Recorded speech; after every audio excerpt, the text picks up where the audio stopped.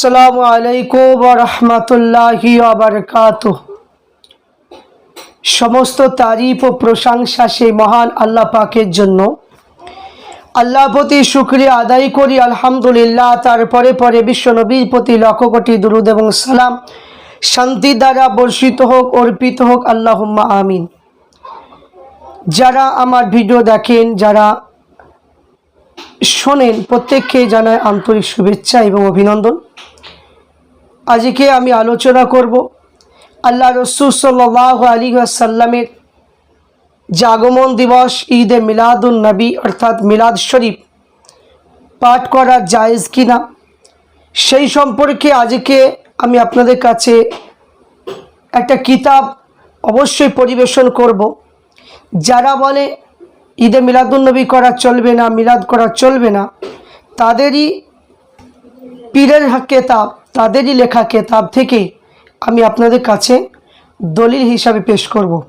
প্রত্যেককে বলবো ভিডিওটা দেখুন এবং শেয়ার, লাইক এবং সাবস্ক্রাইব অবশ্যই আপনারা করুন, প্রত্যেকেই যাতে আপনারা বুঝতে পারেন। তাই যে কিতাবটা আপনাদের কাছে তুলে ধরবো, এই কিতাবটার নাম হলো তাসাউফ তত্ত্ব। এই কিতাবটার নাম হচ্ছে তাসাউফ তত্ত্ব। লেখকটাকে যে মুজাহিদে আজম হজরত মৌলানা শামসুল হক ফরিদপুরি সদর সাহেব হুজুর কেবলা রহমাতুল্লাহ আলাইহি। তাহলে এখানে তিনি লিখেছেন, তিনার কিতাবের মধ্যে পাওয়া যায় 48 পৃষ্ঠা।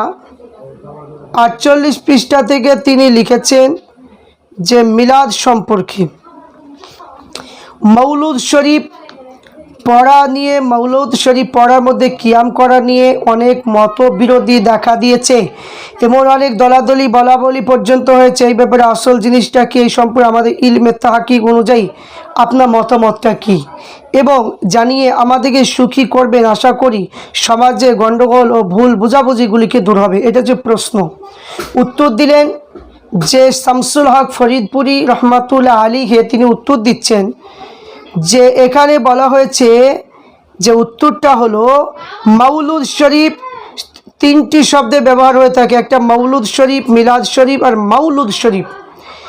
এখানে মৌলুদ অর্থ হচ্ছে বাচ্চা, যে বাচ্চা জন্মগ্রহণ করেছে, যখন এর সঙ্গে সম্মানের জন্য শরীফ শব্দটা যোগ করা হয় তখন এর অর্থ হলো আল্লাহ রসুল সাল্লাল্লাহু আলাইহি ওয়াসাল্লাম। মিলাদ শব্দের অর্থ জন্মের সময়, মাউলিদ শব্দের অর্থ জন্মের স্থান। সাধারণ সম্মানিত বাচ্চা বলতে আমরা আল্লাহ রসুলকে বুঝি, তাই সেই জন্য মৌলুদ শরীফ বয়ান শুনতে আমরা ভালোবাসি। কারণ আল্লাহ রসুল সাল্লাল্লাহু আলাইহি ওয়াসাল্লাম বলে গিয়েছেন যে মাতা পিতা হইতে, ছেলে মেয়ে হইতে, সমস্ত আত্মীয় স্বজন হইতে, বন্ধু বান্ধব হইতে, সমস্ত আমার আত্মীয় স্বজনের চাইতে অধিক ভালো না বাসবে ততক্ষণ পর্যন্ত ওরা কেউ মুমিন হতে পারবে না। যে লা ইউমিনু আহাদুকুম হাত্তা আকুনা হাব্বা ইলাইহি মিন ওয়ালিদিহি ওয়া ওয়ালাদিহি ওয়ান নাসি আজমাইন। মুসলিম শরীফের হাদিস এখানে উল্লেখ করেছেন।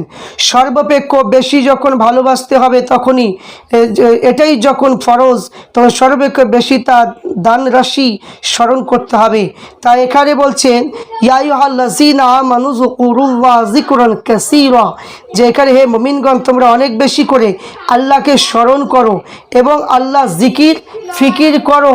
এবং কি বললেন যে এই আদেশ অনুযায়ী বলা হয়েছে তোমরা জিকির ফিকির তোমরা করো। তাহলে এখানে যে শামসুল হক ফরিদপুরি তিনি সুন্দরভাবে বর্ণনা করে দিয়েছেন।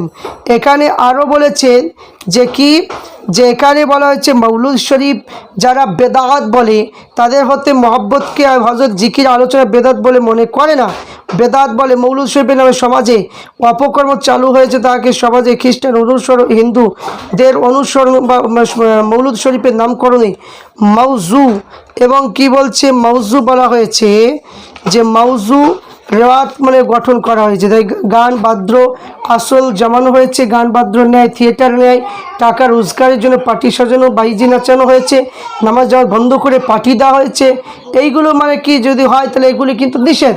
কিন্তু মাওলুদ শরীফের কথা হচ্ছে যেটা, সেটা হলো কি যে আল্লাহ রসুল সাল্লাল্লাহু আলাইহি ওয়াসাল্লামের জীবনে কার্যাবলী, মাওলুদ শরীফের আসল উদ্দেশ্য আল্লাহ রসুল তার গুণাবলী কার্যকারী হিসেবে স্মরণ করা, সেই কাজে অধিকাংশ সময় লিপ্ত থাকেন। তা আল্লাহ রসুলকে সর্বাধিক মহব্বত করা, তাজদিম করা ফরজ, কিন্তু তাই বলে তাকে আল্লাহ বানাই দেওয়া বা আল্লাহ মতো সিজদা করা, রুকু করা জায়েজ নয়। তা এই মশলা অনুযায়ী কারো আদৌ কোনো মতভেদ নাই। তো এখানে বোঝা গেল যে আল্লাহ রসুল সাল্লাল্লাহু আলাইহি ওয়াসাল্লামকে ভালোবাসতে হবে, মহব্বত করতে হবে। এবং বাকি রইল কিয়ামের কথা। কিয়াম জিনিসটা আসলে ফিকির অন্তর্ভুক্ত নয়, কিন্তু তাসাউফের অন্তর্ভুক্ত। মহব্বত বাড়ানোর উদ্দেশ্যে আল্লাহ তারিফে কসিদা পড়া মহব্বত বাড়ে এবং লোকে মহব্বতের জোশ খাড়া হয়ে যায়। তাই মহব্বতের জোশে খাড়া হতে তাকে বেদাত বলা যাবে না। মানে কি, এখানে দাঁড়িয়ে আল্লাহ রসুল সাল্লাল্লাহু আলাইহি ওয়াসাল্লামকে তাজিমের জন্য কিয়াম করা হচ্ছে জায়েজ। কে বললেন? শামসুল হক ফরিদপুরি, তিনি তিনার কিতাবের মধ্যে লিখেছেন। প্রত্যেককে বলে তাসাউফ তত্ত্ব কিতাবটা পড়ুন, অবশ্যই আপনারা উত্তরটা পাবেন।